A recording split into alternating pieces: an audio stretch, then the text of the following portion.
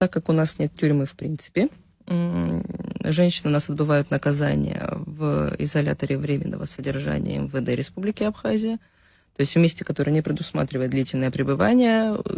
Главная причина, почему мы бьем тревогу, это то, что у женщин отсутствуют прогулки на свежем воздухе. Создать эти условия в тех рамках, которые есть, не представляется возможности, а на строительство тюрьмы, где будет женский блок, например, опять же, это большая нагрузка.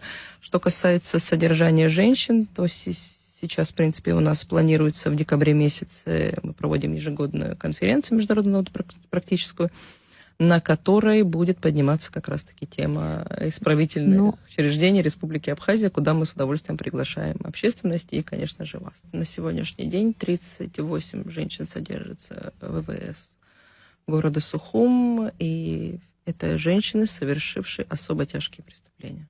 То есть реальный срок получают люди с тяжелыми статьями. Прежде всего, это вот подавляющее большинство, там, кроме 3 женщин, это женщины, которые были пойманы при распространении наркотических средств.